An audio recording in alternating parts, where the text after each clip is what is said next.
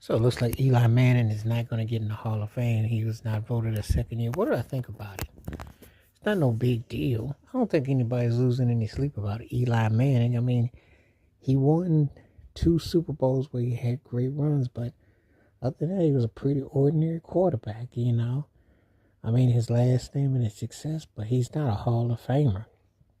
I don't have no problem with the obvious. He's obvious. I don't have any problem with whoever they don't put in. You know,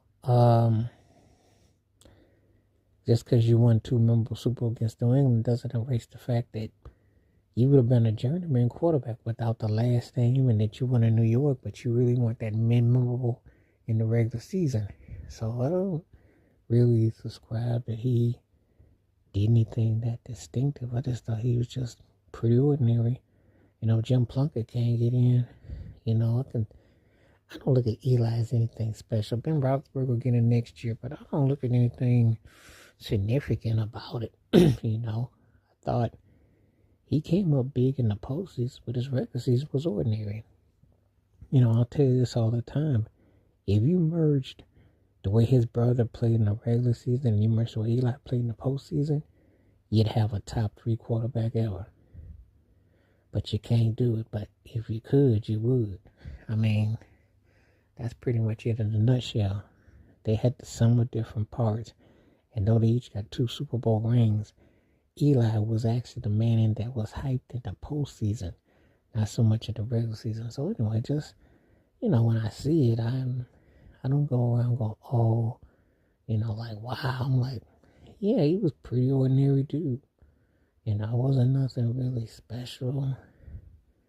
Nothing stood out about his, style. He was an ordinary quarterback. So, I know some people get all bent about it, but I didn't really think about it, It's one of those kind of things I just kind of thought like, he kind of went through the motions. So, some people are going to make a deal about it. I think it's more of a bigger deal in New York.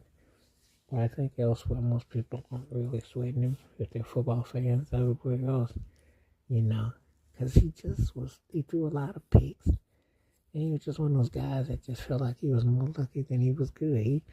When he was on a streak, he's on a streak. But those 2 Super Bowl wins were some of the flukiest passes I've ever seen in my life. Because I tell you, makes me think of the old movie, Let's Do It Again, one of my favorite movies ever, with Bootney Farms with Jimmy Walker's character.